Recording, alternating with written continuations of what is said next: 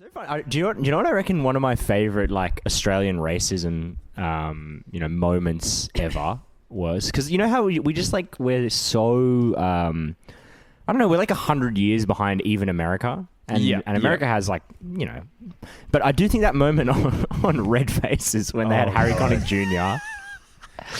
And what year was this? This wasn't that long ago. This was like after the... It was the return. Like it was celebrating like maybe 20 years after it was on the air. So it was this was like in the 2010s, I reckon. Yeah, I'd say so. 2010-ish? 2009. Okay, 2009. And they just had like a full, like, all these white guys in full blackface, like, doing, like, jive talk and stuff. It was insane. And Harry Connick Jr., like, I don't think I've ever seen somebody just more shocked by what they were saying. And he's just literally like, guys, I literally can't believe what I just watched. Like, and you've got, like, Red Simons and that fucking Daryl, what's that prick's name, being like, oh, someone can't have a bit of fun? It's like, bro... It went through... That was one of the most mental things. It must have gone through so many producers and everybody to like for that to get ticked off and make it to air. Like they would have had to beat out a whole raft of other performances as well. Oh yeah, and for people who are not aware of the show, it's like a stupid, like very kitschy variety show that was big in Australia in like the 90s and 80s. And they brought it back in 2009 for one night only. And this segment... it was like called Red Faces or something, and it's like a gong show thing where they get intentionally terrible acts to like embarrass themselves on stage. It's not like they were making it even like, an important point or anything. No. It wasn't like no well important points were rehearsed. made. It wasn't professional. Like the point of the segment. They were just some guys. Dog shit, they were just some random guys just who thought it was funny. funny. They were doctors.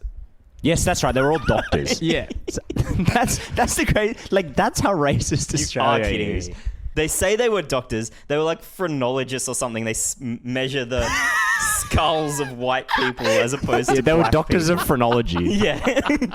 They were craniologists or something. To give you a sense of how like backwards Australia is, like I remember in 2009 when it happened, I was like, what's the big deal? Like, even like I was like, I didn't even like realize at the time like how offensive it was. I was just like, man, this guy's a bit of a snowflake. Chill. Like, can you just chill out? They just he should get a load of Chris Lilly. Wait till he sees the white man playing a Chinese man playing an Aboriginal man. Now looking back, it's like really, really horrifying. Yeah, I think we were in the wrong as a country. I would put that. Me and Nathan are keeping a kind of list. I guess a running. It's a live document of like just the craziest things that have ever happened. And I would put that in there because like up there is like Trump getting COVID. That was one of the funniest things ever. This is in there. What else was in there, Nathan? I'm trying to remember. Oh, Betty White just being inches away from the big 100. Wait. I reckon save it. Let's do it as like a thing. It's too good. Well, I was just thinking maybe any podophiles out there, if you want to write in with, anything you think should make the list. And next week, we'll give you like our full list as well as a few of your ideas. Is this it's the Potter Power Rankings that we did ages ago. Oh, yes. This time we're doing top 10 craziest things ever. And it's for the 150th episode. Please this is the in. biggest Potter rankings ever. Biggest rankings ever. Magical power rankings, sorry. Let's give them some thought starters for like things I think, Andrew, you suggested Michael Jackson dangling the baby off the balcony. That was one. Yeah, that was one of mine. One of the most crazy things. One of the craziest things. Obviously, the Arab Spring. Yeah, that was crazy. That was mental. That's mental. And amounted really to nothing in the end. Yeah. I mean, all not pretty a much huge went success. Back to, not a huge success. No, kind of. Well, normal service not everything resumed. went back to normal. Yeah. Well, probably worse for most people in Syria, Libya. It's been in constant state of war since then.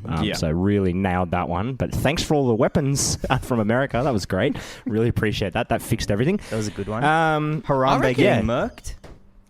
Harambe, yep. The Harambe murking. I even that's think good. Shane Warne meeting Michael Jordan to me blows my mind.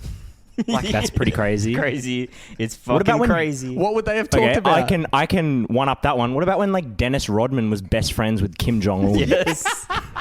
Very strange bedfellows indeed. Strange bedfellows. Okay, bonus round. If you can write in with the strangest bedfellows, that'd be awesome. And actually, just on that topic, if we're talking about like out of touch Australian kind of racism, I guess this one's more homophobic. Remember that Australian movie from not that long ago just called Strange Bedfellows, about two straight guys who got married as like a tax write-off, and it was the most like vile homophobic shit ever. It was like Paul Hogan and somebody else, and they just get married, I don't know, for like a tax that Adam write-off. Sandler movie. Oh, Chuck and Larry. Yeah, Chuck and Larry. I now pronounce you Chuck and Larry. Yes, exactly the same thing. In fact, I think maybe... I can't remember which one came first. I feel like maybe the Aussie one came first, but... Well, we are pioneers in homophobia. Yeah, exactly. We're good at that. So, yeah. Well, there you go. Let's do write that. in, guys, with the craziest So shit those ever. are just... Yeah, but those are just to get the creative juices flowing. I mean, please write in with the craziest shit you can think of. We'll be doing the definitive top 10 list on next week's 150th pod. And of course, playing... Eeny, meeny, Hermione, Mo, if I remember to try and... Oh, and out what that Potterful was. Ching Chong's game. Oh, fuck yeah, we got a show, fellas. We might even do some red faces if we have time. Send in your racist performances, and we will play them live on the pod. We'll do a full minstrel show to finish the episode. Good. So that's that done. Oh, now it's time for the piece de resistance, the 10 craziest things to have ever happened. Okay, That's right, ladies and This gentlemen. is mental. 10 is a Well, lot. I mean, I have to say, I have been fucking overwhelmed with the amount of stuff people have written in with here. This is definitely the biggest response we've ever had from the Potterfiles, and we do thank you for that. Quite frankly, there's no way I could read all of the things that were sent in. But hey, I've still got a list of like 30 that I'm going to try and smash through. So should we just... Well, I think... Dude, that's the shortened list, man. These are just the good stuff. Even if we get just to a short list by the end of this episode, That's I'll be what I'm happy. thinking. Then we can always do a second round of voting throughout Well, the maybe week. we send a short list out to the Potterfiles. We've and- bit off 'cause- more than we can chew here. I mean, Yeah. we should have known the Psycho fans would be big fans of Psycho shit and have a lot to say. So should we... Okay, so I mean, just for anyone that this is the first episode they're listening to, I mean, surely that's impossible, but if it is... what are we doing here?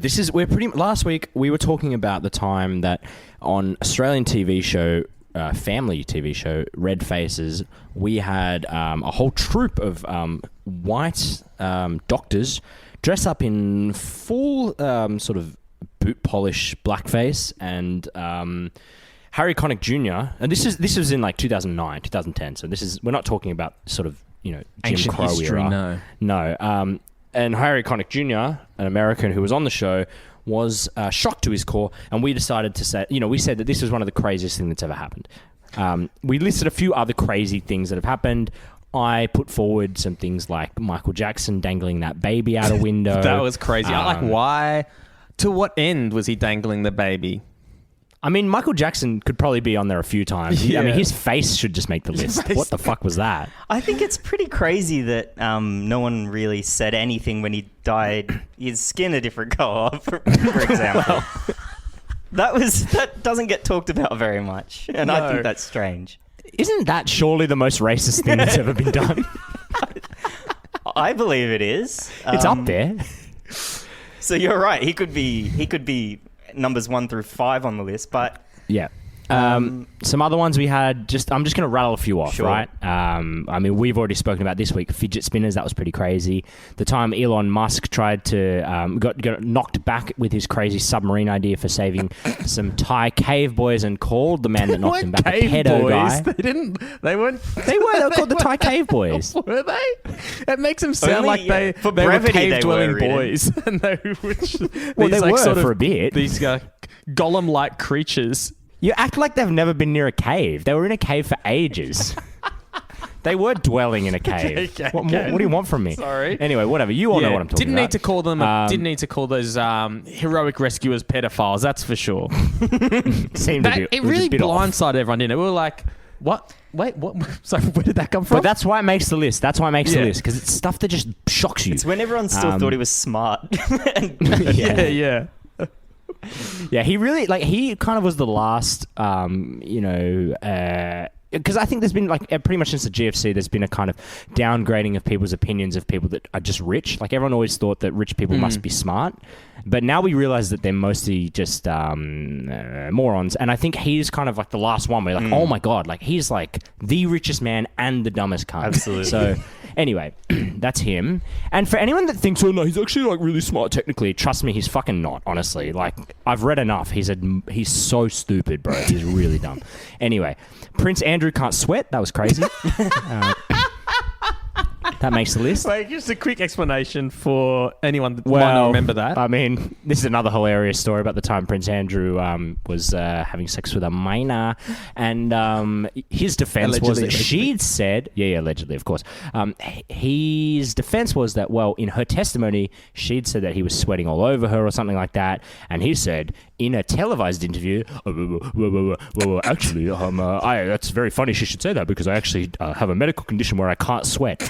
Which turned out there was no proof of that. It's just a mental thing to say. Such a condition does not exist. I don't think so. Potophile Chinchong, if you want to double check that and send us the medical term, but I think I've never heard of that one. No. Although to be fair, somebody as inbred as Andrew probably would have some disease where he has no sweat glands or something like that. So it is kind of credible. Allegedly as well, of course. Harambe getting murked was another one. But anyway, let's just go through a few of the ones that Potophile sent in. Mm-hmm. Yes. And I'm going to have to smash through them because there's so many of them. There's some good ones, but we just got to do it quickly. And I'm sorry if I miss you because there's a few that I just can't get to. Potophile Maggie sent in when Cain murked Abel and then lied to God about it. Okay, that's a fucking good one. It's good, right? It's very, very good. Okay. Potophile Rick wrote in with the Erin Molan defamation case. I believe that was when she started impersonating... Oh, no, she started trying to say, Samoan and Tongan names, and she started going hooka looka muka buka buka or whatever on like an actual podcast. But also, the speaking of rugby league stuff, this didn't make the list.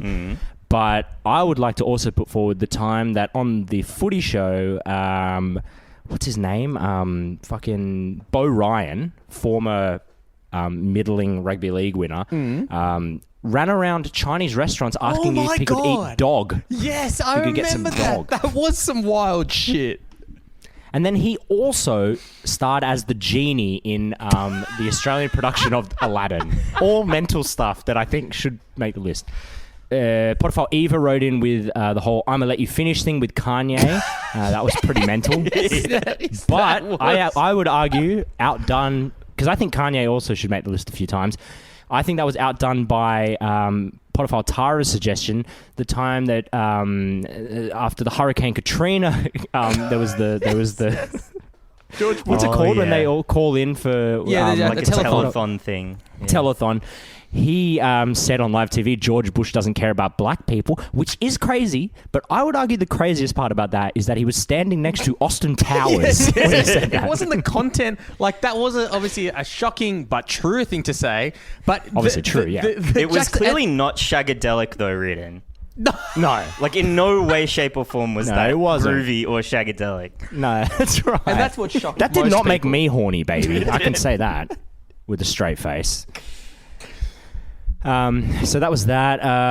We had a nice one from Potophile Matt. He wrote in saying, I'm sure you're getting a lot of depraved shit sent in, but I'd like to, put forward a nice one. The Ingenuity drone flying on Mars. It's the first powered, controlled flight by humans on another planet, which it is crazy, that right? Is crazy. That's crazy. That's just reminded me of one, if I could very quickly make a submission.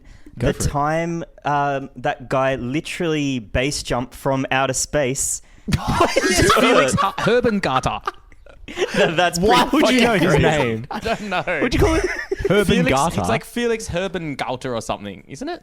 It was Almost something certainly not like correct, that. but I that's- obviously don't remember it. Yeah, I don't know why that's stuck in my head. That was mental. If he misses by even 1 degree, wouldn't he just... What if he missed the planet? The shit... I mean, if any of the physicists that apparently listen to this show want to explain that one for me, I'm all ears. But certainly mental. Real crazy. Now, all right, we got to keep moving. There's fucking many. Keep it going. Keep it going. All right, so this is so there was quite a lot that pertained to the podcast. So We had Potiphar Kate wrote in and said just Oberonzel Ravenheart, that guy. Oh, yeah, absolutely. My favorite part about that was that I had to kind of decipher what Potiphar Kate was talking about because she spelt it Oven, O-V-E-N, Cell, S-E-L-L, Ravenheart. Oven Cell Ravenheart. And so, for the uneducated Oberonzel, Ravenheart was a... Wait, what wizard. the fuck? He's a wizard. He's a wizard. He was the guy Real that was life fusing wizard. goats' horns together That's to what make it is. unicorns. That's what it is. Amongst other things. He also runs the Grey School. I mean, he's a prodigious and prolific individual. That's a good one and a nice throwback. And remember he they went to find, they thought there was this magical creature in the ocean that this sort of very remote islanders had found, and he went to find them. And then when he found them, when he found the animal with the natives, he said they were mermaids. He said Yes, said there they was were a legend mermaids. about mermaids, yeah. Yes, and it wasn't quite that they were mermaids. In fact, what was happening was the people on the island were fucking the dead dolphins. Manatees, actually. Manatees, I'm so sorry. They were fucking please. the manatees. I hate to pick you up on that, but it was the manatees that they were fucking. No dolphins were injured or violated in the creating of... In that horrible act of bestiality, no dolphins were harmed. Oh, geez, I laughed way too hard at that. Okay, so just on the kind of, on our Pod shit, podcast stuff, Kellogg, obviously, the sanitarium, that was sent in by Potiphar Ethan, very good stuff. Yogurt enemas to children. Mental. We also had from Potiphar Starry Nights, we had the time JK said that wizards just shit themselves. Yeah, That we was- got that- so that much is good mental. That's up content there. out of that. Really crazy stuff, that. Now, Potiphar Anna sent in a number. One was Corey Worthington. Remember that guy? Yes. Great That whole one. thing was so awesome. So for those that don't remember, His star shone bright. he Corey sure did. Worthington. Someone want to explain what he did? Yeah. He Just was very this briefly? idiot in an era where everyone just wore hoodies with like nothing underneath and big colorful sunglasses.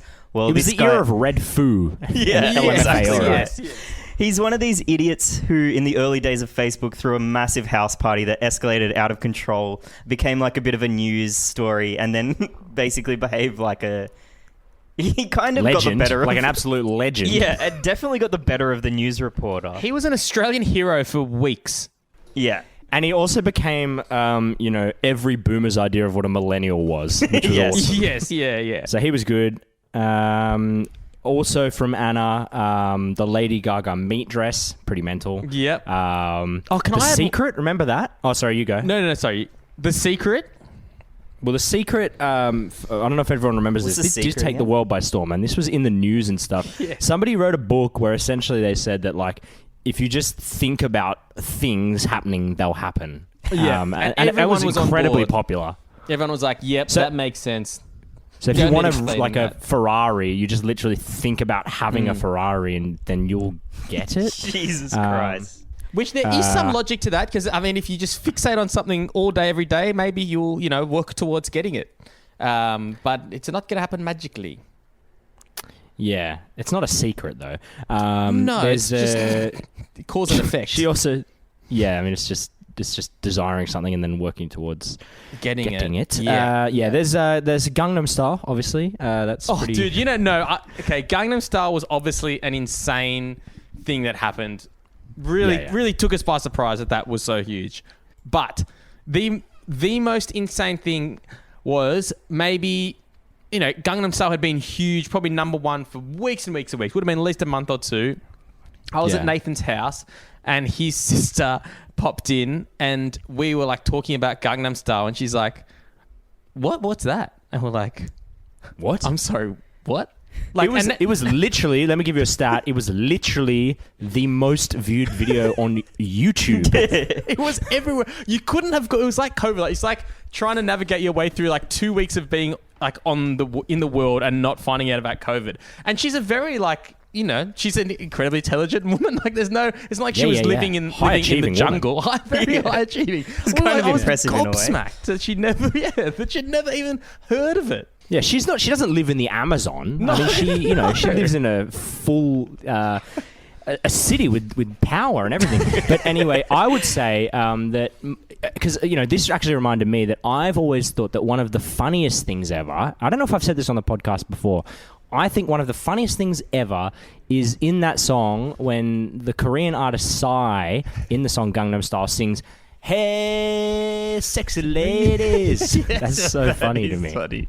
True. Very funny. You bring that up quite a lot, like to this day. Yeah, I think it's an underrated Definitely. bit. I think Sai might just find his way onto the list. And then finally from Potophile Anna, there was, I don't know if everyone's going to be familiar with this. I wasn't, but she did send in some photos. So please look this up if you haven't seen this before, because this is the craziest of the lot from Potophile Anna. In Twilight, there's a baby that I think the two vampire people... Fuck, I don't know Twilight that well. Robert Pattinson and Kristen Stewart, they have a baby, right? And this baby, apparently they were going to get like a mechanical baby or something, like a robot baby to do it, and it looked too weird. So then they had to, at the last minute, create the baby from CGI, and I tell you what, they didn't do a good job. Please quickly look up Twilight CGI baby, and I just love to get. Oh my god, that is the scariest shit.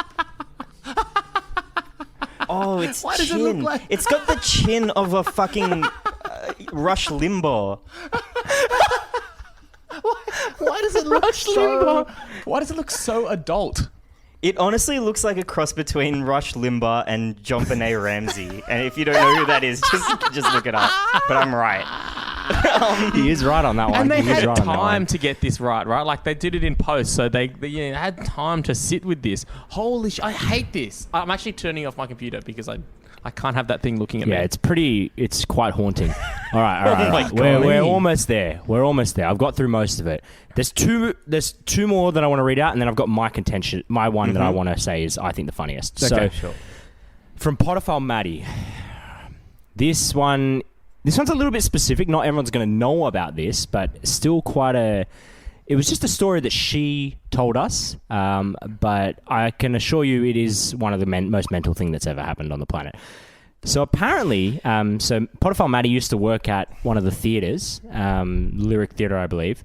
So apparently at the start of Cats, right? So the stage musical Cats, presumably this is before the movie came out, Delta Goodrem was actually in the production, and at the beginning of the musical she runs, obviously in full cat garb, runs down the aisles dressed as, and this is Maddie's words, a pleb cat. Okay, yeah.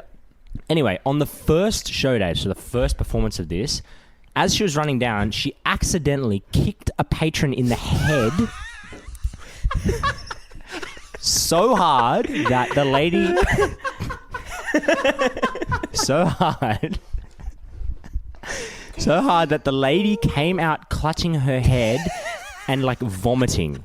She was nauseous from it. Like she kicked her so hard. And you know She how we fully feel about dropped head her in the knocks on head. this podcast. Wow. To the point where they had to call an ambulance to get her out of there.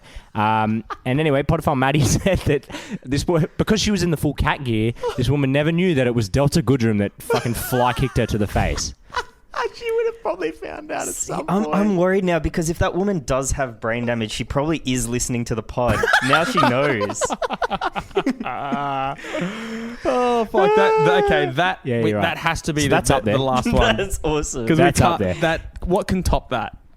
So I know that's not a sort of universal a story, but I would put it up there with Yeah. George. Oh yeah, if we can Bushnell. tell this poor woman's story on our mental list on our mental podcast, then I'll feel Absolutely. good about this. Okay, 1 second. Let me find another one. Can I just throw in another one? Because I've been thinking about this all week. Yeah. Sorry, I've been taking the limelight here. You go. While you find the next one, there's got to be some space for the Joseph Kony video Brother. creator. Yes. This was actually my number one. Oh. So Do you want to just bring Go it in. up at the end? no, go for it. So this correct me if I don't have the details all down, but I just vaguely remember this. That Joseph Kony video was like one of the big viral things of like 2012 or something. It got all this like massive support for... Well, nothing really happened. I think Kony was a Ugandan dictator or something. I think so. I'm not exactly sure. Somewhere in like Central Africa, I believe. This guy made a viral video about that. Because it was about the child soldiers, right? Yes. So he used all these child soldiers. Fame. He was on like all the talk shows, Ellen, all that stuff. Yeah. And I don't know what exactly went wrong, but... Well, so I think this is like... Let me just, if you don't mind, like this is... I would say that this is kind of like... It did feel like a big moment. Like I remember in 2012 when this got viral, like it almost felt there was like a bit of optimism about it. It's like, wow, is this he's gonna how save social them. media could be used for good? Because this was like, you know, what around the Arab Spring time and stuff, when there was like a lot of hope around like, can social media actually be used for good? The one other example, pure evil. Yeah, those are the two times when we thought it might be not awful. And so we thought that, you know, maybe because his whole thing was, send us like $10, buy this wristband, let's make Joseph Kony famous, right? That was the idea, was if everyone knows who Kony is, well, then we'll get rid of him because, you know, like if the world knows about an evil person. Yeah, because that's what they always do. They always get rid of the bad guys in the world. Exactly. Always. They love doing that. It's their favorite. Like, you know, countless examples, like Bashar al-Assad, for example. I mean, yeah. Anyway, the point is, and this has kind of become emblematic of all moron liberals' kind of social media campaigns since 2012. It was a resounding failure, and most people pointed out that, hey, you actually can't, you know, sitting from California, form a revolution that's going to topple a warlord in wherever, the Congo or fucking Uganda or whatever. You live and you learn. But Nathan, I'll let you explain where this really goes from one of the craziest things that's ever happened to something that was truly mental. This one's nutty. This one is bonkers. Well, yeah, ludicrous. I mean, you've explained the sort of downfall of the movement as a whole, which was kind of shattered people's illusions about social media. Maybe it's not as strong as we thought, or not such a force. To Nathan, for good. I mean, sorry to interrupt you again, but like to me, this whole thing played out almost like a Greek tragedy. It was operatic, and every good opera needs a huge, you know, final number to just bring the crowd to their feet. It had a real good third act. This one, real good third act, and sorry to spoil it, but it did end with the what would you call him? The filmmaker, the creator of the viral video. Yeah, some Christian guy. Going ballistic and masturbating in public, kind of like a Louis C.K. with an audience on the streets of LA. Which he was just running around jizzing on traffic. No one really saw that one coming, so to speak.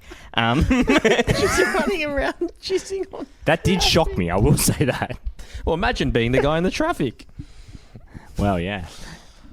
So there was footage of the man running around in traffic, butt naked, jacking off onto cars. That was pretty mental.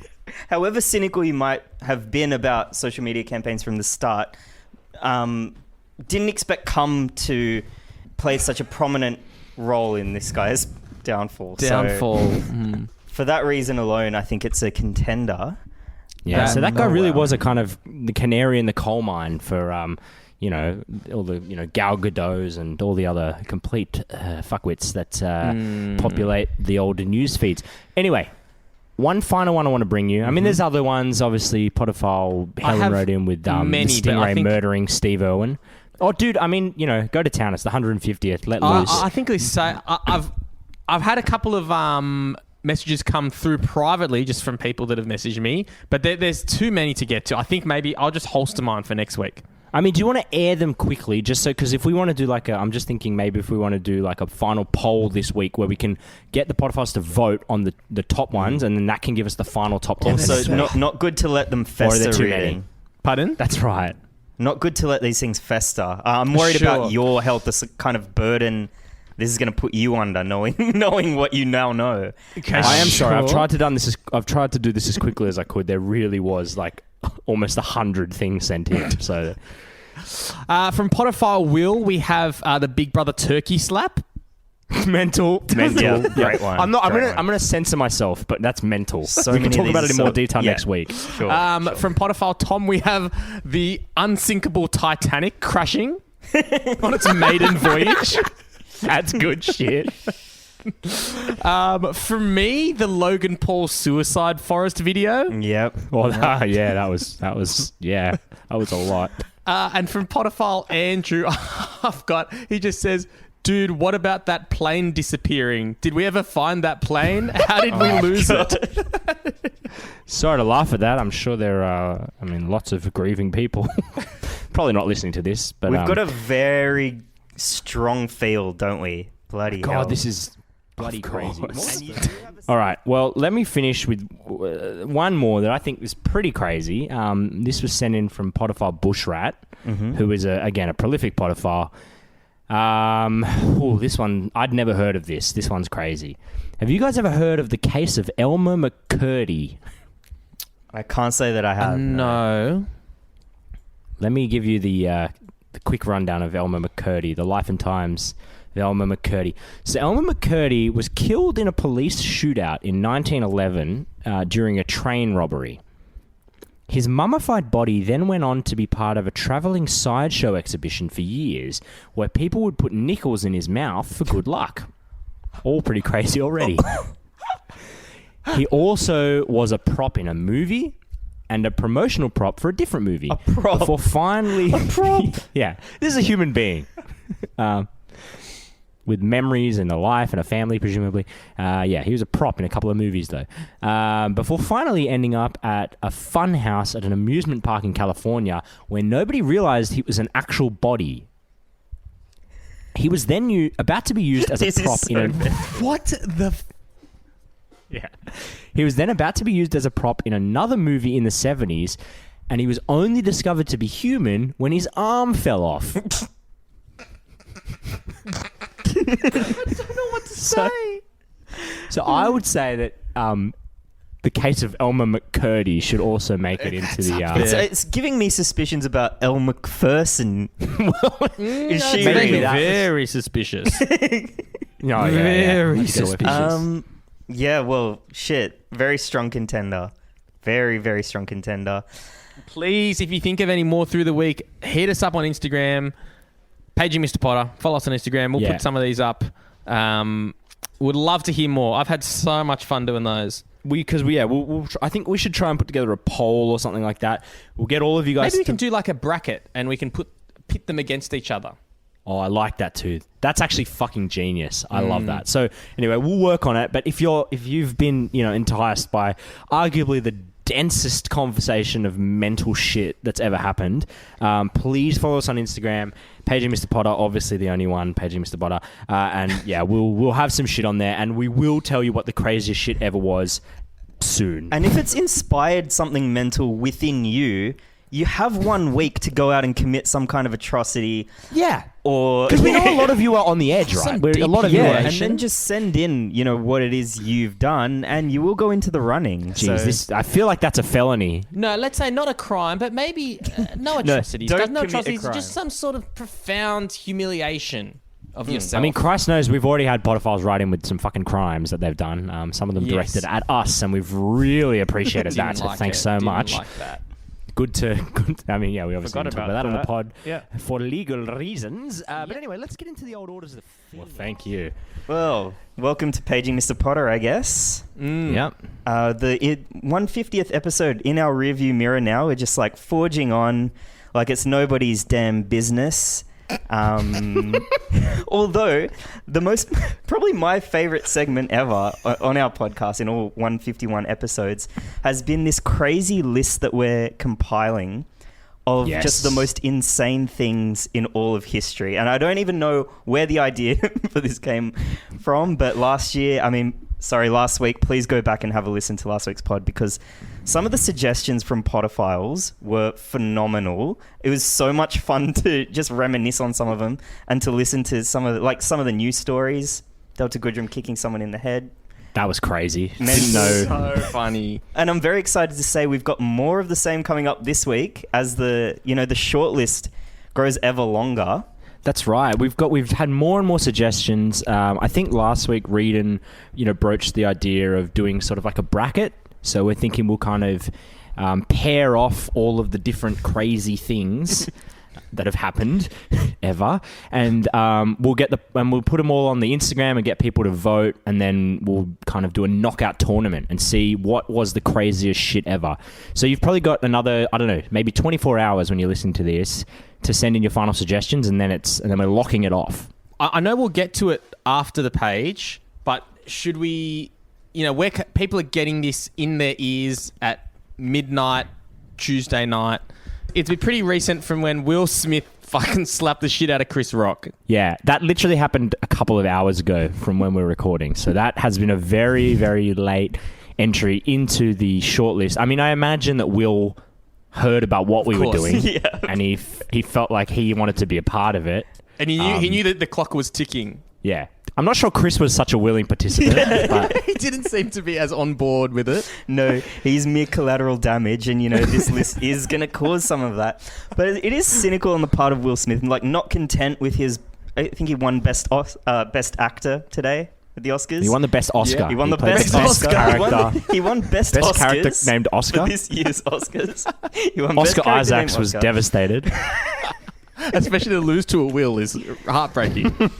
And then Exactly. still, wants to not just get on our list, but top that as well. And him with a good shot. pretty solid submission on his part, in fairness. But anyway, should we come back to this? We'll come back to it, but I maybe just after think- the page, Yeah.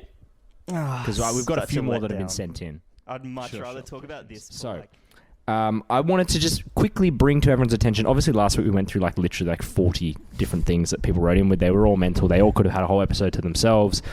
But just a few highlights of the things that have been sent in the last week. Mm-hmm. You've got a few as well too, Riordan, right? Yeah.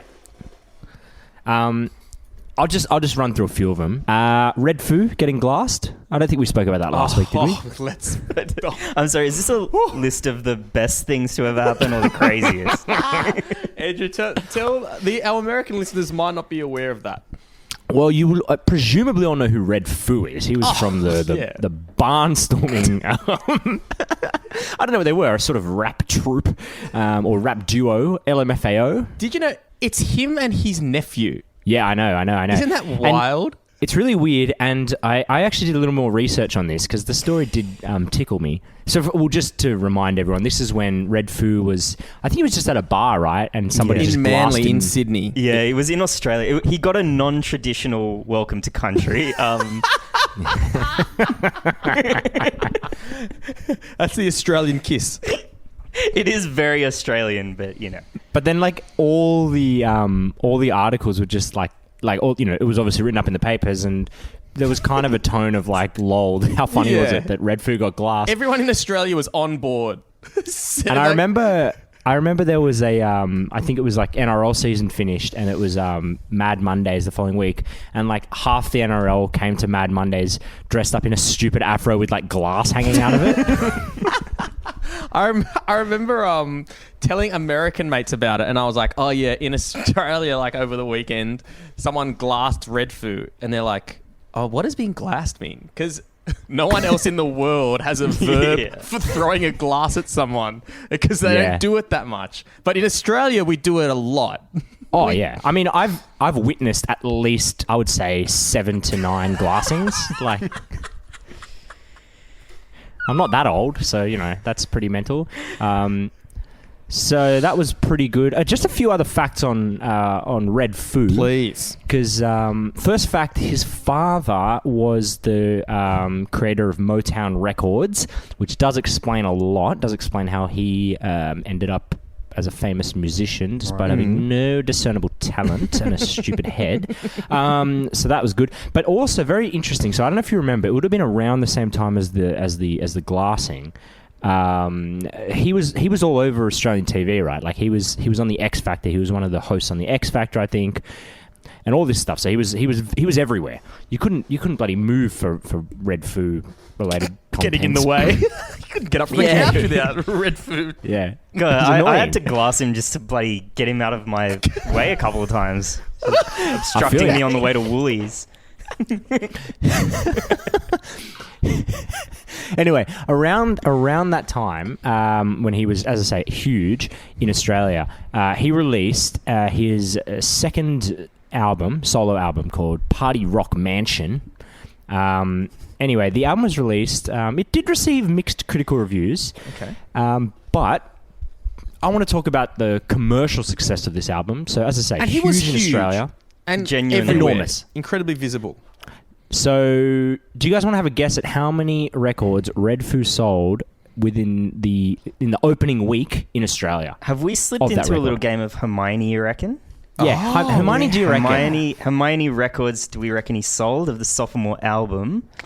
So let me actually, you know what? Let me just quickly look up what it means to go platinum. Like, how many do you need to sell? That's a good kind of yardstick. Just to give you a gauge, right? Because you want to, Because I reckon obviously like I haven't heard of that album, so I can't imagine it was heaps. No. And I actually didn't know Red Foo had a solo career. I thought he would, I didn't understand how it could be any substantially different to LMFAO, which weren't a band. So I can't imagine they needed some, massive creative differences, especially when his album's just going to be called When the laughter Crazy. finally stopped. Yeah. He had to go out on his own.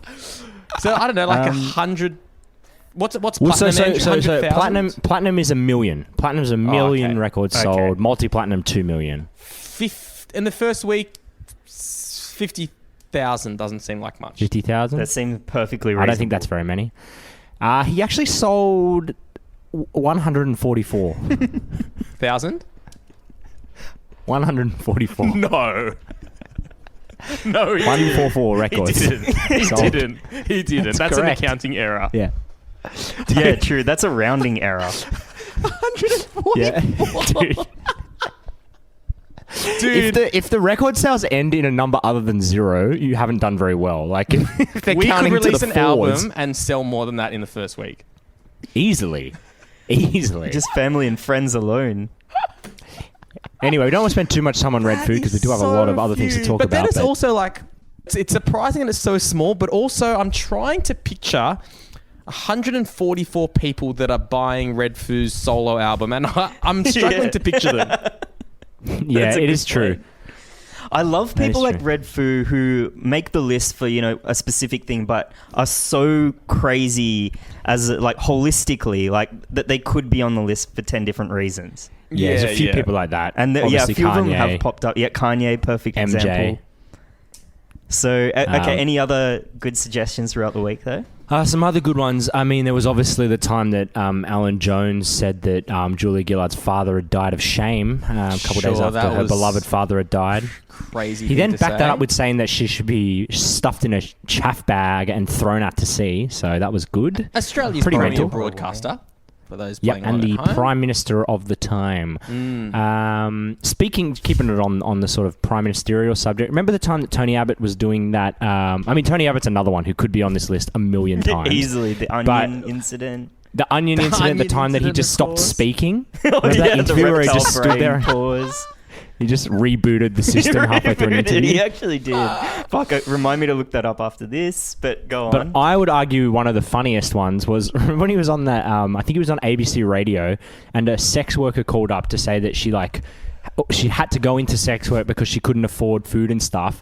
And then he just turns to the other host and gives this seedy wink when she says that she'd have to.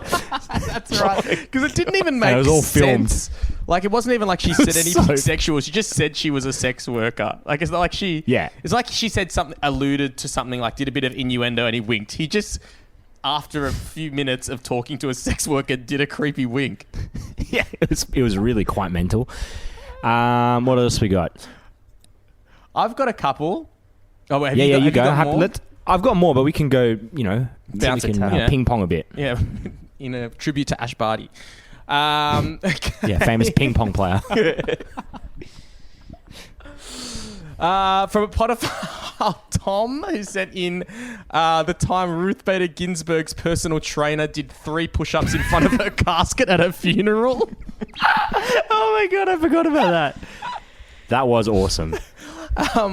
One from me, obviously the Macklemore Junos incident. Ah, yes. Oh god, yeah, Much discussed on this pod.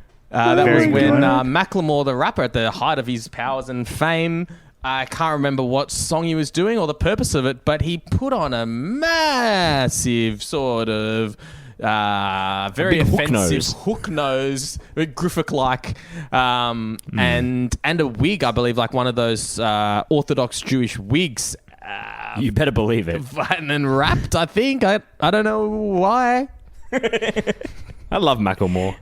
He's awesome. Oh, I remember when he performed at the grand final and did Same Love.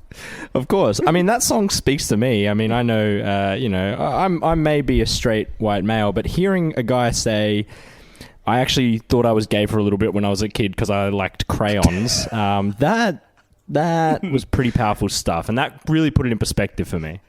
And say about 4 times throughout the song, I'm not gay. Just in case people thought he was gay. Yeah, I know. That was awesome. He's great. Definitely done.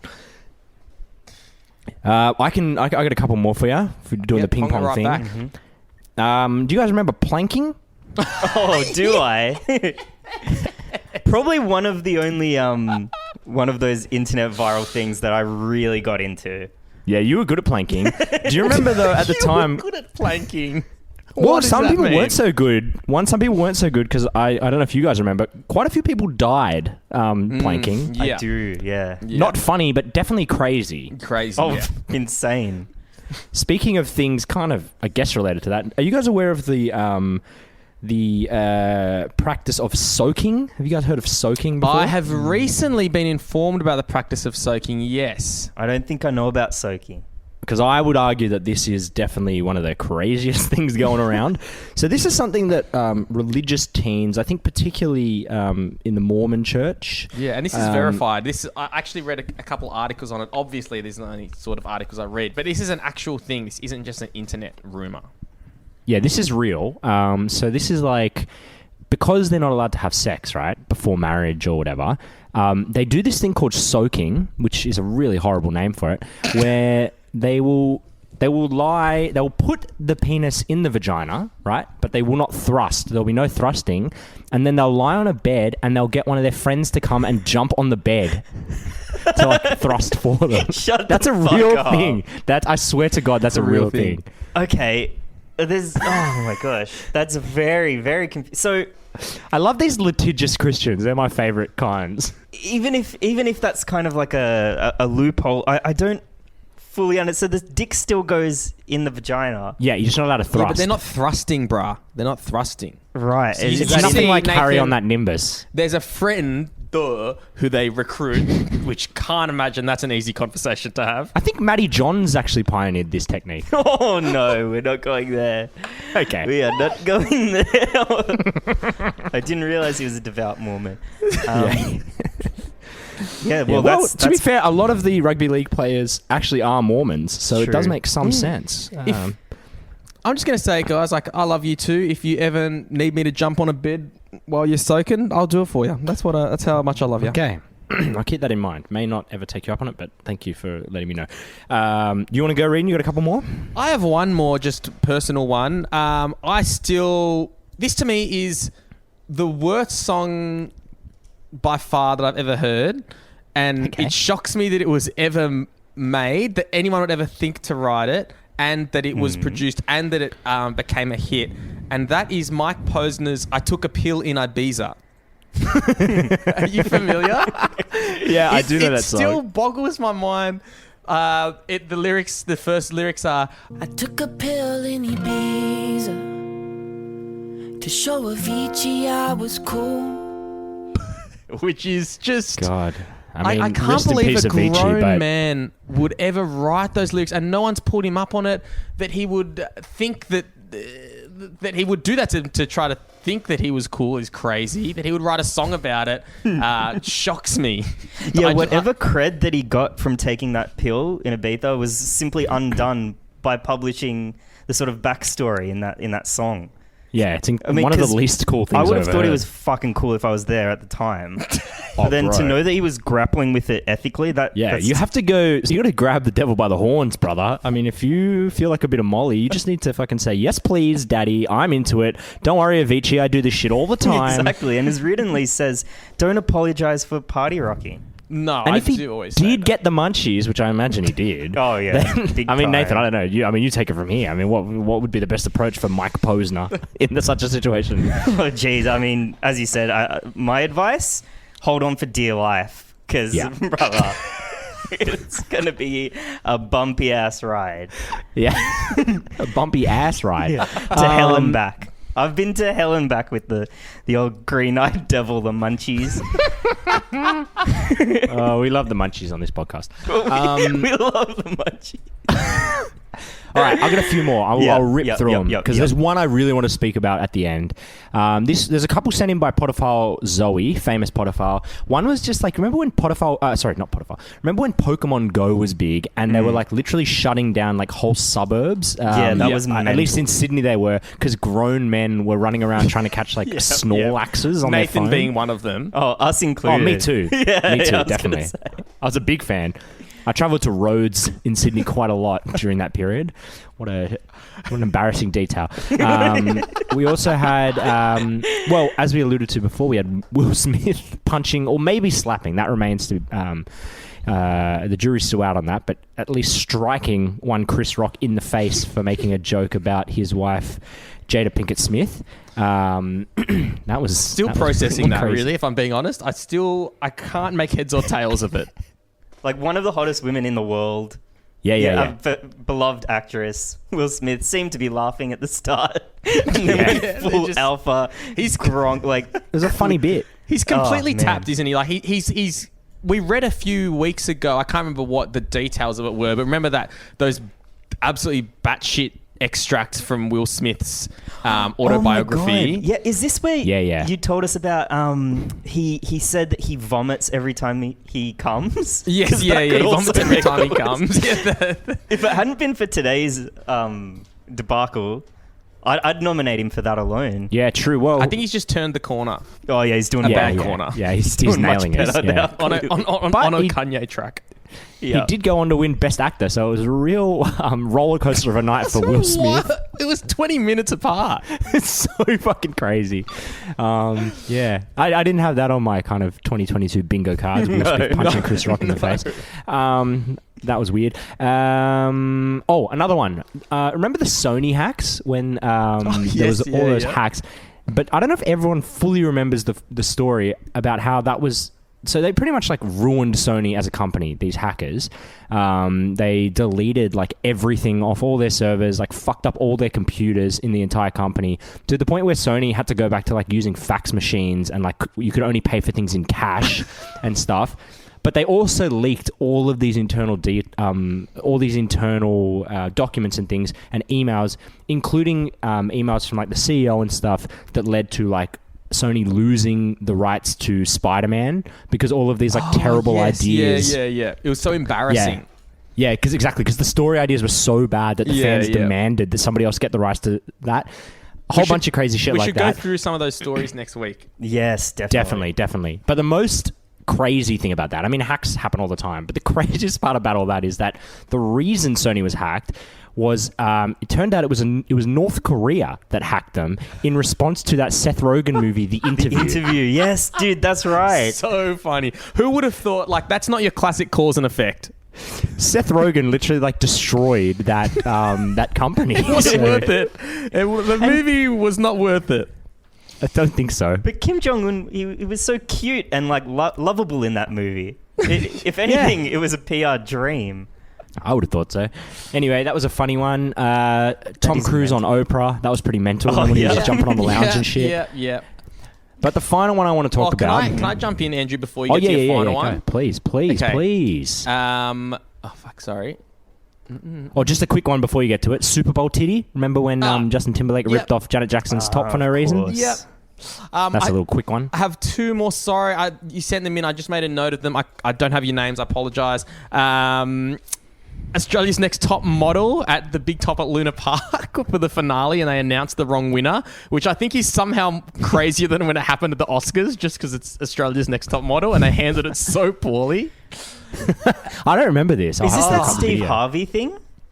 No, it was Australia's Next Top Model. It was Sophie Australia, Monk. right. Yeah. Oh God.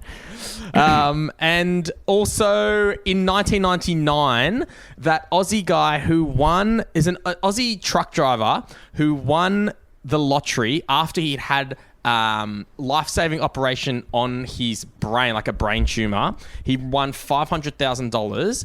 Then he was with like a current affair or one of those news shows and was recreating it. So went to the news agent that he went to, bought a scratchy to recreate it on camera. When he scratched it, he won $1 million on that scratchy. Fuck off. I remember that. That's insane. off. Okay, that's definitely on the fucking list. That's insane. And I think that's all of mine. I mean, another one that just came to me, speaking of a current affair, remember that guy that, I can't remember what this was about. They were interviewing somebody, I think it was like a burglar or something, and they interviewed this guy. I know what you're going to say. I have no idea. I know exactly what it was about now, actually. It was about some crazy dog. Yeah. And they interviewed this old man, and they were like, what happened? And then the guy just fully, went into an actual beast, turned into a beast and turned into a dog. This old man, he just goes... it was really crazy. That was so fucking good. That's another one. Anyway, the final one I want to talk about, this was also sent in by Potophile Zoe.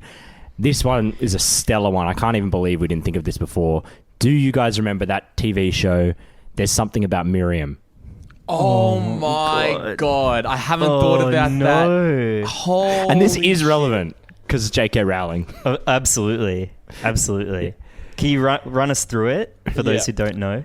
Yeah, so this was... I haven't really prepared anything for this, but actually give me one second. I vaguely remember it. It was some kind of Bachelor-style game show where all these guys are competing for to be in a relationship. Yeah, the affection of a very attractive woman. Let's not forget, genuine... Absolutely. Smoke shop. Genuine hottie. She's a babe.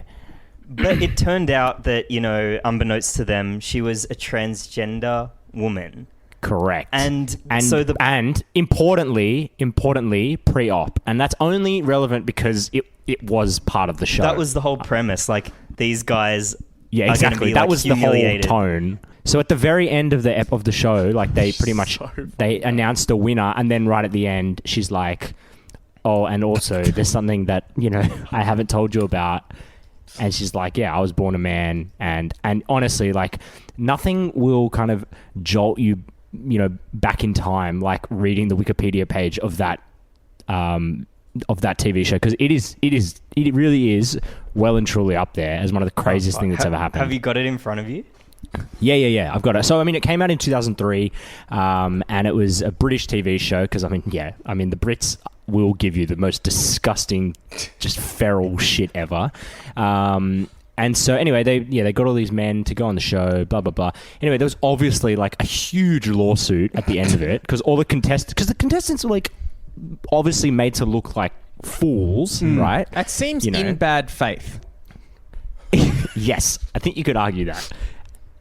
So yeah, this is I'll just read from the Wikipedia page. Following the completion of the show, it was scheduled to air in November 2003, but a lawsuit by the contestants delayed the airing. They alleged conspiracy to commit sexual assault, defamation, breach of contract, and personal injury in the form of psychological and emotional damage. And I would argue all very, very justified allegations. Let alone how offensive it is to the trans community, of course. Well, that's what I mean. It's not. That's before we even get to how deeply. Just one. It really is the whole tone of the show is look at this freak. That really was what they were trying to say. So it was crazy, crazy, crazy stuff.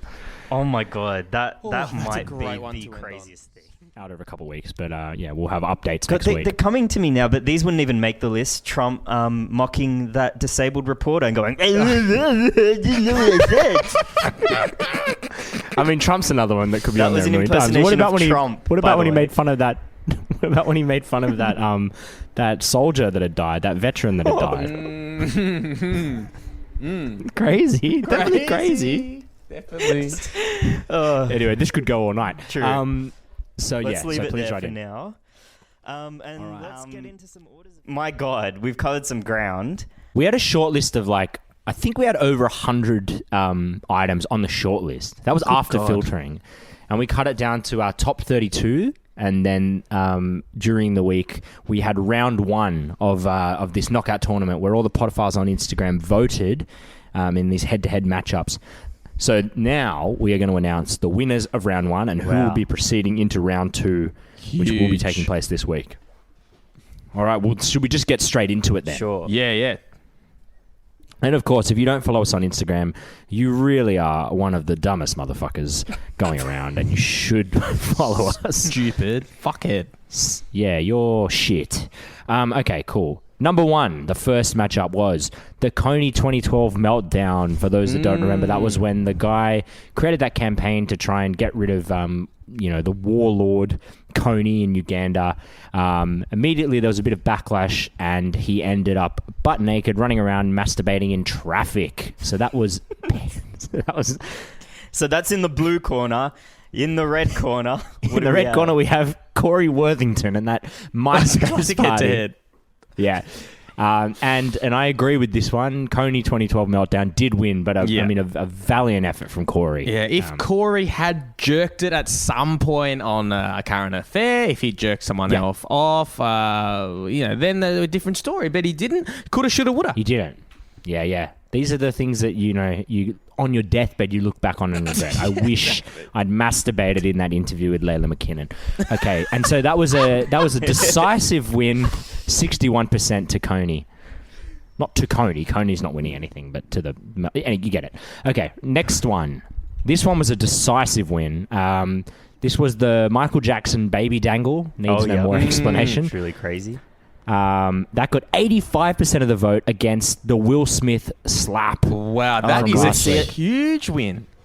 I thought, recency bias. I thought that could skew things, but no, I think correct decision on the part of the podophiles there. I agree. The more I think last time we recorded it was like we hadn't really processed the Will Smith slap. It had literally happened a couple hours earlier. But the more I think about it, the more I'm not even sure it belonged on this list. Really... I can't quite believe how much people are still talking about this as if it matters at all. Whereas, you think about Michael Jackson exiting in round 1 of a Craziest Things tournament. No. That doesn't sound right at all. That doesn't sound right at all. Just as a bit of a digression on the because I don't know, as I say, we didn't really talk about it last week, but the Will Smith slap thing, and of course, it was a fucking massive overreaction. Crazy what he did. It was crazy. Don't get me wrong. It was crazy that he slapped him. But I have to wonder, if watching a man get slapped, and not that hard. I mean, it was hard, but he didn't knock him over. He was still standing. If that is something that is so, as distressing and traumatic as I've been led to believe by a lot of the sort of furor on Twitter, if it was that traumatic for you, then what the fuck were you doing watching the Oscars? Because have you ever seen a movie? It's like way worse stuff in movies, dude. What an interesting point. There's more violence in fucking Beauty and the Beast than a man getting slapped. Well, how is that traumatic? I don't understand. Well, let's move. I mean, one's real life. One's a movie. One's a cartoon. There's a slap. Oh, do you think it's traumatic? I'm genuinely interested. I don't get it. No, it's not traumatic. Anyone that's suffering trauma from that is an idiot. Sorry if you... Okay, that's my point. That's exactly my point. Yeah. No, yeah. People... It doesn't affect you, watcher, in any way. It's just funny to watch, but... It was very, very It should be funny. It's funny. Just enjoy it, for fuck's sake. Have some fun with it. And my other point I want to make on this is the amount of think pieces about fucking Jada Pinkett Smith, defending her honor or whatever. So, all these articles that are like, I have alopecia and this is why it's no laughing matter and all this stuff. It's like, bro, your situation is nothing like hers. She's a bald woman, yes. She's also a very attractive bald woman. She also has $1 billion or something and has the greatest life ever. Of course your life sucks. You're a bald journalist. But Jada Pinkett Smith's life is mad.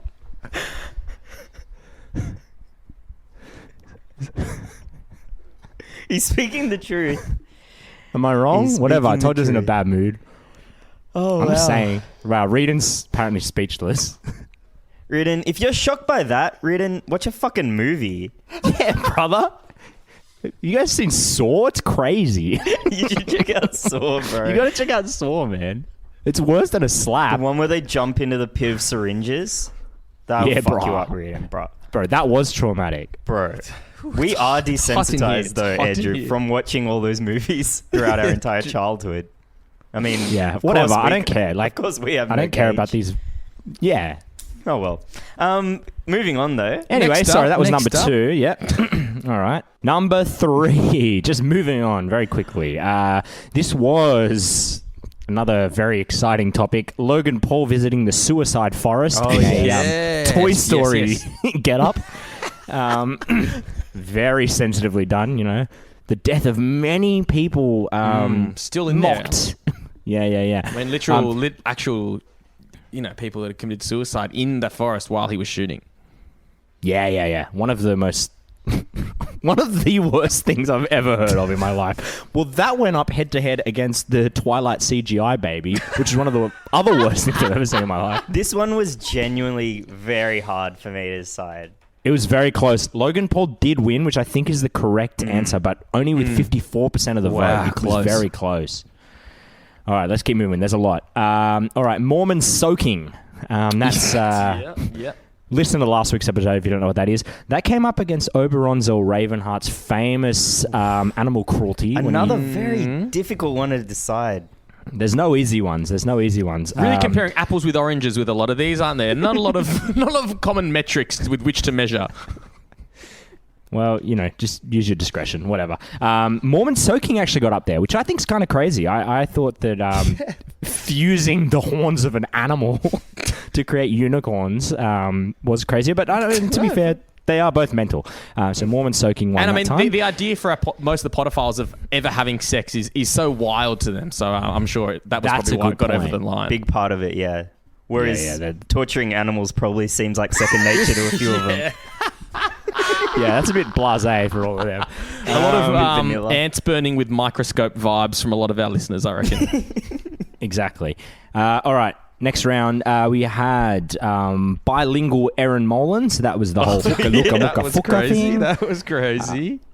That was just beaten out by a man base jumping from space. It really shows where our listeners' priorities lie.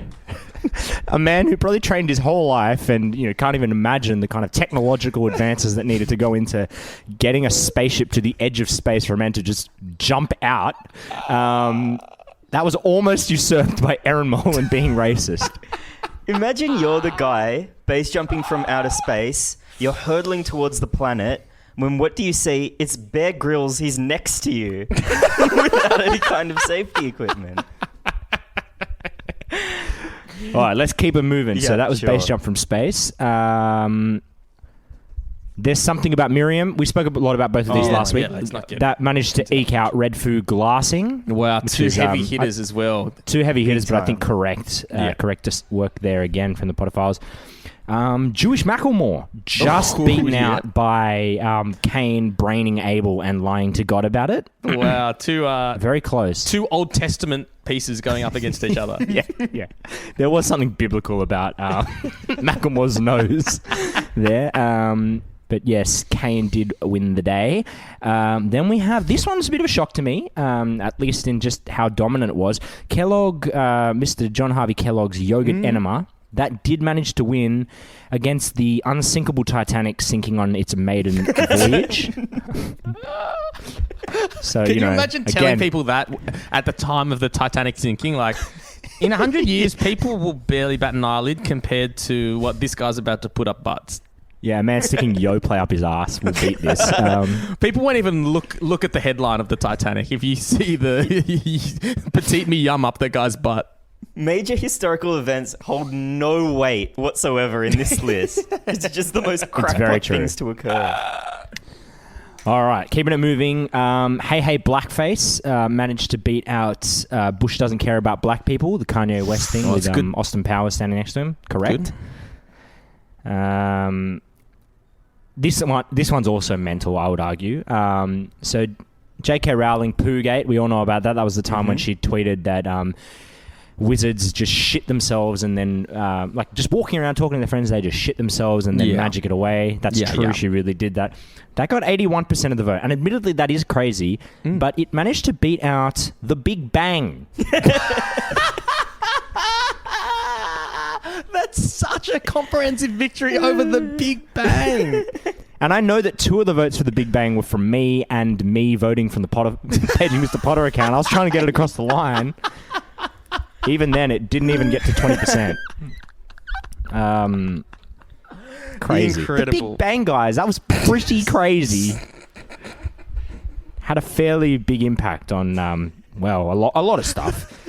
All right. We've got Shane Warne's famous mural. I think we've discussed this on the pod before, where he got some guy to paint some crazy, almost like Renaissance painting of just some people he thought were cool. Like I think Jack Nicholson holding a case of VBs there. Yep. JFK's there for some reason. Got Angelina Jolie with her tit out. That's very tastefully done. That was beaten out by John Hopewadi shoving his finger up other players' asses. Yes. The Hopewadi rectal exam. Was that one, so to speak, a late entry by one of the Potter that files? Came to me. No, that was me. I just remembered the Hopewadi rectal exam just as I was putting this together. So I'm glad I remembered. Thank God you did, Andrew. Thank God that popped into your mind apropos of nothing, because what kind of list would this be without Hopewadi literally fingering other NRL players in the middle of a game on TV for the world to see and appraise. And they really got the angle right, didn't they? For the cameras really caught that a lot. You know, they didn't. I don't know how he thought he was going to get away with it. Looking at some of the photos, So I mean, obviously, I'm glad there's a rugby league story, and I think that really is the quintessential rugby league story.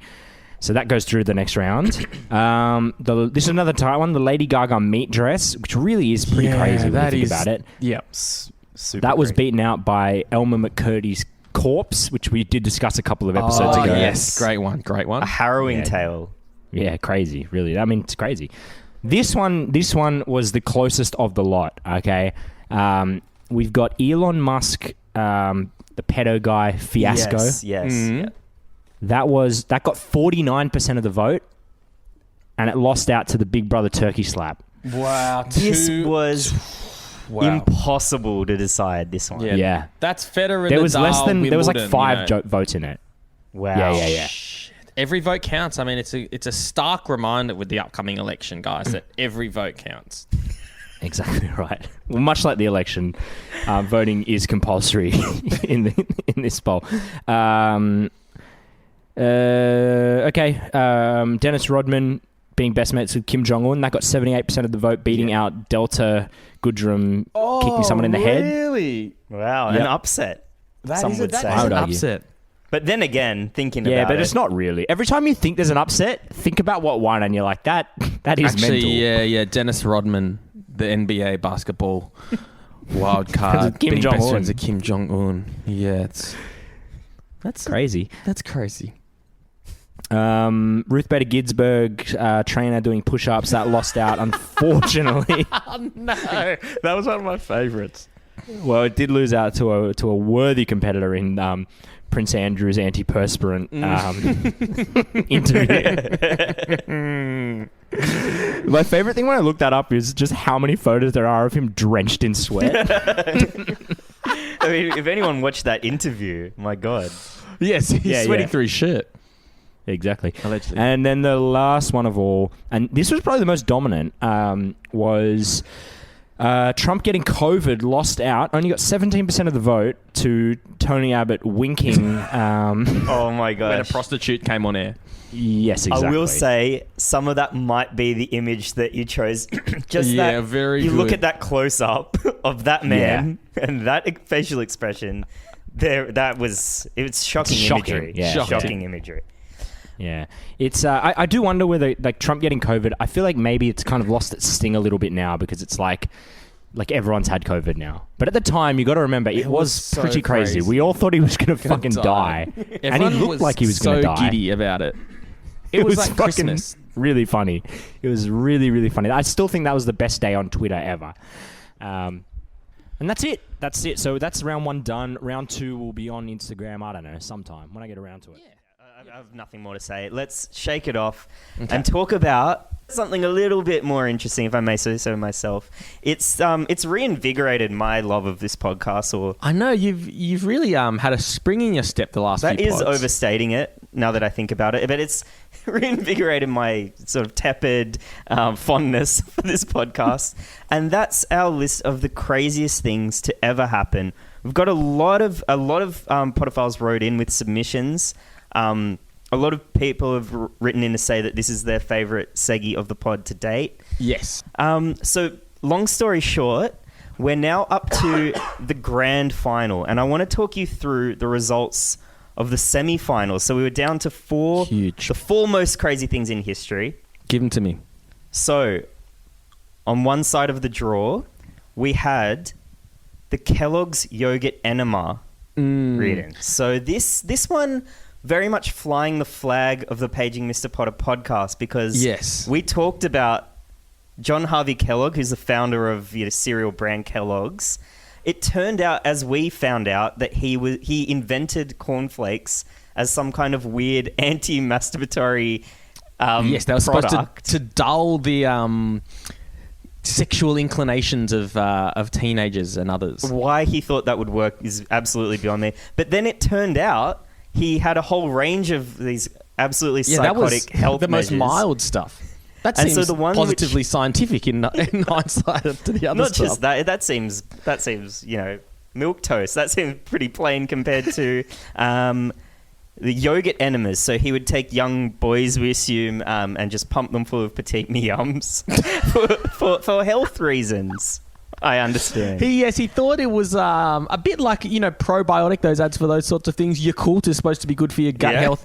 He thought what the best thing is to do is to get a small boy, flip him upside down, rip his pants off, spread the cheeks, and then put gallons of yogurt up the old poop directly chute. up the... Yeah, exactly. It's a very, proactive probiotic. He was really leaning into the he's like, I need to be actively involved in the process for it to be truly probiotic. Anyway, so that was absolutely crazy. They were some of the most disgusting podcasts we've ever done, and that really is saying something. So really glad that made it to the final 4. Now, Riordan, up against the Kellogg's yogurt enema. This was a submission by podophile Zoe. One of many of her very, very strong submissions, but this one at least knocked our socks off. The TV show There's Something About Miriam, which was like a reality TV show that I think I'd repressed, honestly. Yeah. But as soon as she mentioned it, I could see all 3 of us, the penny dropped. Yeah, and we were it takes a few seconds. You go, where do I know that? Where do I know that? Oh my God. This I was a actually real did thing. stuff that out of my memory, yeah. So it was like The Bachelor, essentially, but the whole conceit of the show was the Bachelorette, who's a very attractive woman, turned out to be a transgender woman, unbeknownst to any of the contestants, with just horrific, as you can imagine, horrific outcome for all involved. Some of the most bigoted things ever broadcast, and a very strong contender. Except for maybe another thing on the list that we'll get to was also one of the most bigoted things ever broadcast. But so those 2 went head-to-head, Riordan. Wow. I can tell you the result was split them? 51% Stop to it. 49%. It was Who so won? fucking close. And by a fucking bee's penis, the Kellogg's yogurt enema Wow. is through edged to the it grand out. final. You know what? I am happy about that, because there is a real sadness to that whole something Yes. about Miriam thing. It sounds quite funny, but the deeper you dig, the sadder it gets. And I'm glad that we can stop talking about it. And I think Focus on some positive shit, like the yogurt, pumping young boys full of yogurt. Exactly. Our bread and butter on this podcast. So congratulations, Mr. John Harvey Kellogg. You're through to the grand final. You're in the running Come to on take down. home the gold. Now, on the other side of the bracket, as I mentioned, one of the other most heinous things to ever be broadcast on TV It was the segment that started this whole thing. Sure, in many yeah, ways. I'm with you.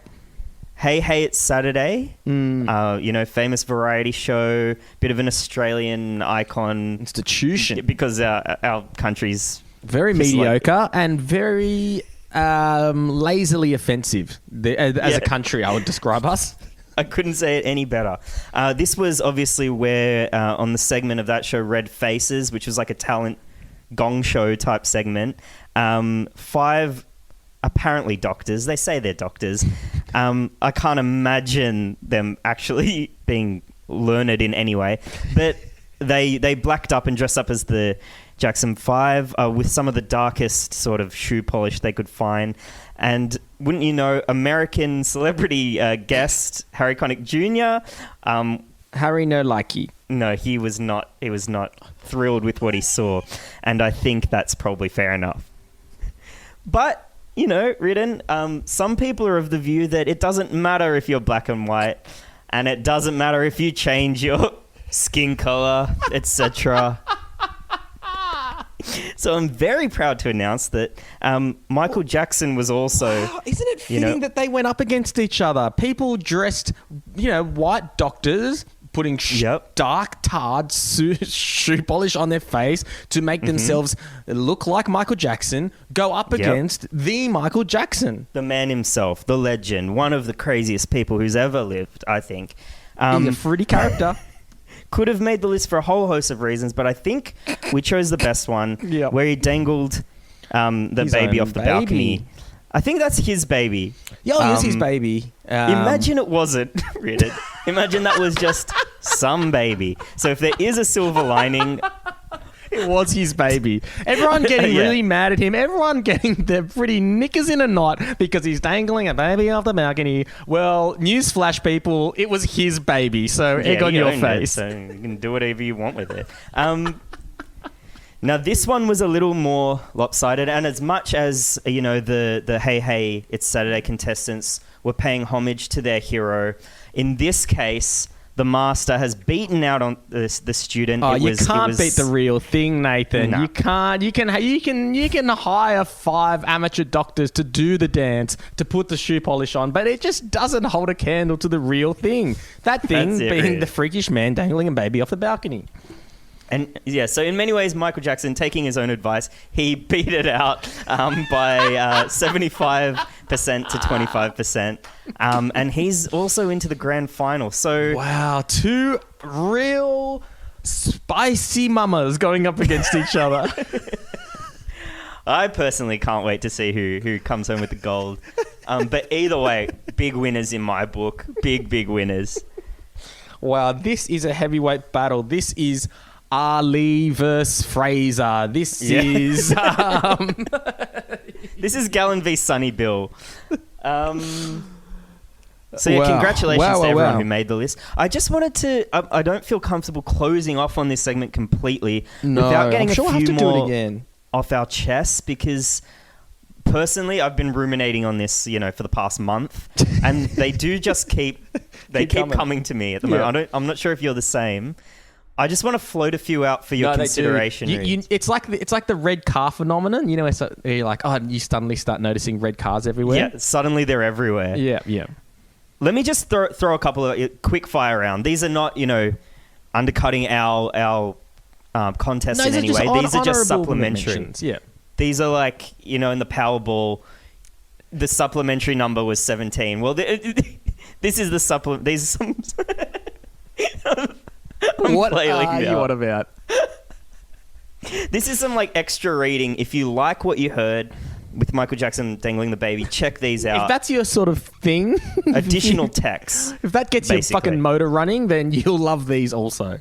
I've got Susan Boyle voice not ugly, which is pretty crazy considering. Yes, considering. I've got Can I jump on Susan Boyle as well? Oh yeah. Do you remember when they had so on the topic of Susan Boyle, maybe not the craziest thing, but certainly a funny thing that happened was when she had her album party out for her debut album, and the website was Sus Anal Bum Party.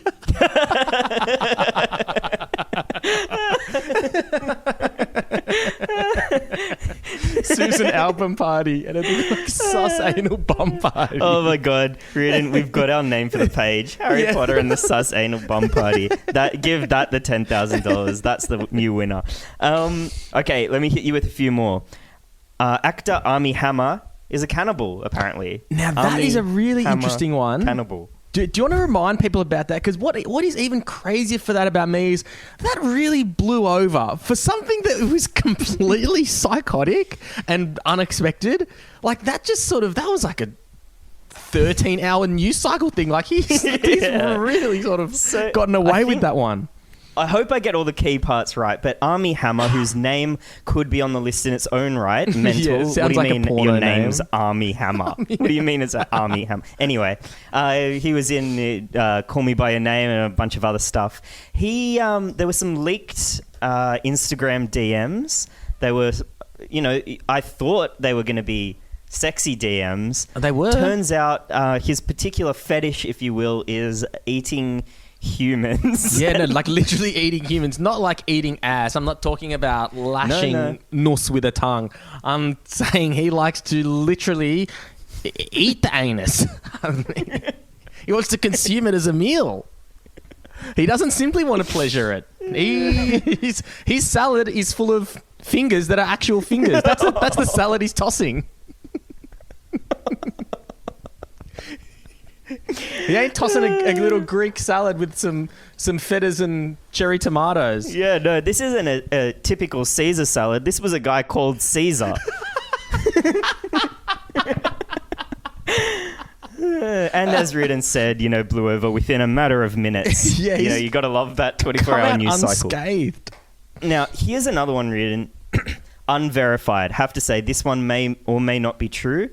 I like to think it is, and I'll let the Potterfiles make up their own mind. But elderly former professional wrestler Ric Flair, eating some chick's pussy on a train. That's 16-time world champion Ric Flair, eating some pussy on a train. Nathan, look up the photo and decide for yourself. We have to be clear. After what we just talked about, we're not talking about Ric Flair dining out on some woman's vagina as a sort of sautéed main. We're saying that he was sort of nose deep snorkeling in that vag. So yeah, unverified. I like to think it's true.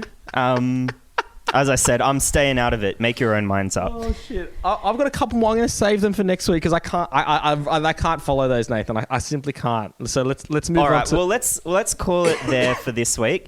Maybe as a little entree for the grand final next week. And again, when we're saying entree, we're not saying.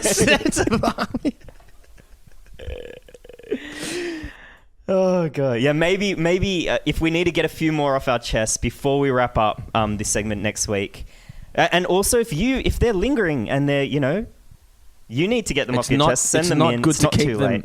in the old really noggin. not. It'll send It's you really mad. not. Send them to our DMs instead. Well, Riordan, we've gotten to the end of yet another podcast. God. I think we better wrap this one up. Yeah. While we're largely unscathed, and do some orders of Phoenix. Hey, I was just typed in Armie Hammer, and the third thing to come up is Armie Hammer in love with Timothy Chalamet? I mean, if you're listening, Timothy, you should be very, very concerned for your safety. Don't let him accidentally spill soy sauce on you, or you trip and fall into a giant pot. We wouldn't want him turning you into a Timothy Chalamet. No, that doesn't work. Timothy Chalamet.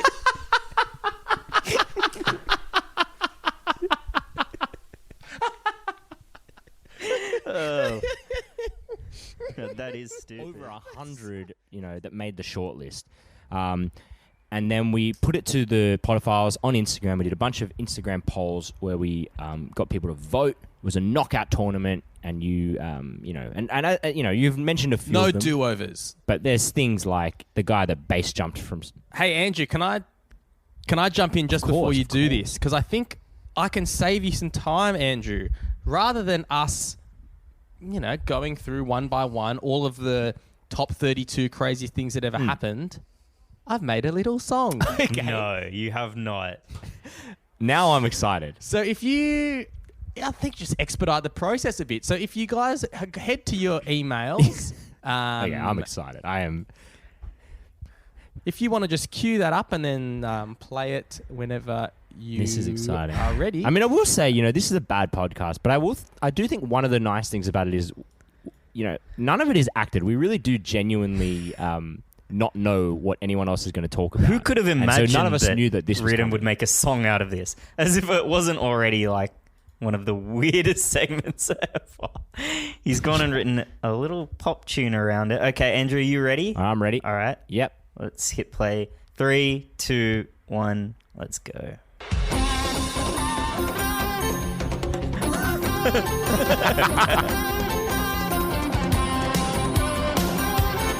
Yes. Thai cave heroes, Elon says they're pedos. McCurdy, meat dress, Prince Andrew can't sweat. Kellogg Sanitarium, there's something about Miriam. Kane, Brains, Abel, Macklemore, Junos. Fucking awesome. Dennis Rodman, Kim Jong-un, teenage Corey Worthington, Delta Goodrum kicked a bitch, I'ma let you finish. Big Brother turkey slap, doctors paint their face black, Harambe, blown away, what else do I have to say? This is so fucking good. I'm going to, okay? Everybody's playing king, Coney guys wanking, Logan Paul is in Japan, selfies with a dead man, Warnie's creepy mural, push-ups at the funeral, base jump from space, red food glassed in face. Twilight baby looks like shit, Trump's got COVID very sick, wizards pissing on the floor, goats becoming unicorns, Hopper fingers in the stink, Mormon soaking in the pink, Titanic sinks, Abbott winks, Aaron Molan talks like chinks. Oh, me so horny. Me love you long time. Oh my god. Now, Riordan, that was phenomenal. Firstly, I will just pick you up though. She wasn't Thank you. speaking like a chink, and I use that. I use that term in inverted commas, obviously. No, she. I know that she did do the hooka looka puka thing, but she also did me so horny and pretended to be a Chinese prostitute. That's right, she did, Well, okay. and it. Well, I stand It corrected. fit better with the rhyme scheme. I stand corrected. Her racism knows no bounds. It traverses the entire Very Pacific hard to Ocean. get hooka looka muka into the song. I did try, but I was. Oh my god, that Riordan. was amazing. That was fucking awesome. That's now available on Spotify for anyone listening. We will be releasing that. Wow. Well, thank you, because I didn't want to have to list any more things. What a perfect little summation. But it does all come down to this. All of those crazy things, you maniacs all voted. You've all put in your 2 cents, much like the upcoming federal election, but way more important. You guys all voted. And the finalists were the MJ baby dangle, when famous pop star Michael Jackson, who had completely changed the color of his skin by this point. Don't forget about that. Had a totally new face. Just dangled a child over a balcony with a sort of little blanket over his head for no reason. Just did it. So that was. He had his. There was probably reasons. some internal he was logic. making a point. It wasn't clear to us, that's for sure. Yeah. But he seemed like he had his wits. I'm sure about if him. you've Like, got I'm enough fentanyl in your fucking blood system, that kind of behavior makes a lot of sense. But that went up against. Well, we've just summarized it as Kellogg yogurt enema, but there really is a lot more to that, and I encourage you to look that up in a Google incognito window. So that is when John Harvey Kellogg, the creator of, many delicious cereals, he moonlighted, I don't know what the correct terminology is there, as a quack? I don't even know. Essentially, he used to stick yogurt up little boys' asses, and apparently that was a good thing for them. He was a very big advocate, Andrew, of gut health. He was. He really was. And so he actually was. And so what he would do is he pretty much took over like this small town in America, and he built this massive complex where he would conduct all his crazy experiments and walk around in a white coat. And there was just sort of gaggles and gaggles of school-aged children who he would use as his sort of test subjects. Is this embellishment? I don't know if it was a big... Is that really what mostly happened? true. Oh my good Lord. No, it's mostly true. You can't libel the dead We anyway, covered so it. who gives And, a shit? But I think that's mostly Gaggles of children? Yeah, and he'd walk around like... It's true. Like the Colonel, and what he would do is he would get the kids to sort of...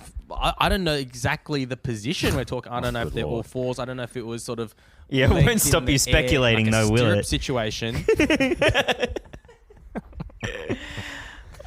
But then he would proceed to essentially insert a tube inside of them where you would normally poo, and would funnel yogurt down there as a way of cleaning and scrubbing their insides, I guess. It is reminiscent of when Trump was like, drink bleach. You know, because it's like, that shit like kills bugs, so just drink it. Like, it's kind of like, well, you know, yogurt's like good bacteria, just stick it up your ass. It'll probably get rid of all the... I don't know, like, it seems like real lizard brain shit. But, well, thank you for that summary. Do you remember when he said that on... sorry, just quickly. Do you remember when he said that during a press conference, and there was a doctor who I guess had been part of the committee or something that he was consulting just off stage, and he goes, oh yeah, so we could, you know, we've tried drinking bleach, had some pretty good results, I believe. And he looked at the doctor, and the doctor just has like, she's the president's just like basically asked her to back him up on drinking bleach as a viable option, and the panic in her face as she tries to convey a polite but stern don't do this without saying don't do this. And you can see the confidence drain from his face as well. Like, he suddenly is kind of like, it's something we're trying. We're trying some stuff. She was fired as the chief medical officer of the country shortly after that. But yeah. Anyway, look, I don't have the episodes at hand, but if you go back through the back catalogue, we did spend a number of episodes talking about John Harvey Kellogg and his devious ways. And anyway, it brings me great pleasure to bring to you all, I feel like Anthony Green on election night, the results of this incredible poll. The winner with 61% of the vote, so a pretty big win.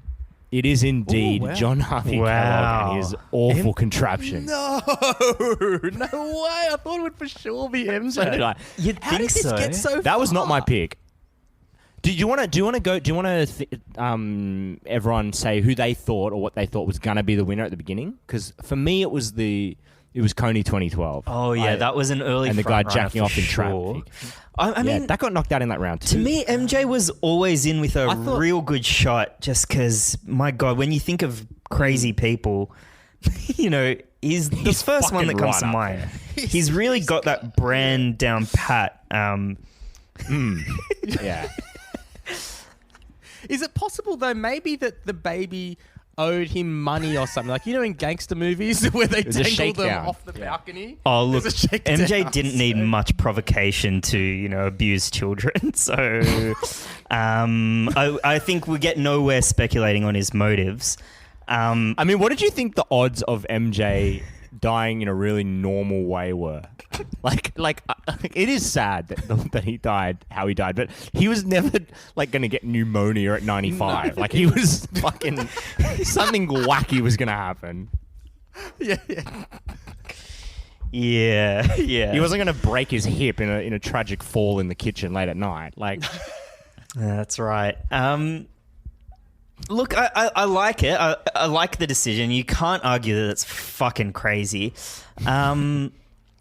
Yeah. If I'm honest, I voted for Kellogg because it's a bit of like a vote for paging Mr. Potter in a way, because we spent so much time talking about him. I've grown to really like the guy. I don't know if he's grown on any of you guys. I've really come around. And so I'm obviously thrilled that he's taken home the gold. Should we contact the Kellogg's Corporation and let them know? I feel like Absolutely. Send him a certificate or win something. the Triple J Hottest 100, how they call up. Oh, yes. Let's get the live reaction. They should bring out a limited edition like cornflakes should. box with just teenage boys laying prostrate on the front. I mean, that'd be lovely, wouldn't it? Yeah. Just as a little nod to them. Served with yogurt. A little tribute. Of course. Maybe we could do it for the Google letters. Maybe they could do a little tribute. On the the front O's page. are like ass cheeks. Yeah, something classy like that. Like the O's are ass cheeks and there's a little hose. The G kind of hoses The G, around. yeah. I mean, it'll be lovely. I think it's the least they could do. I mean, we owe so much to the man. Oh, Fuck. shit. Well, that is officially, maybe we'll do it again next year, but for now, that is in all of time, through every epoch, through every continent, through every planet, that is the craziest thing. Oh, yeah. that There's has ever societies that they, used to sacrifice children on the top of pyramids, their various gods. That didn't make the short list because, Didn't even get buddy, when close. you're up against John Harvey reckon- Kellogg, I don't like your chances. happened.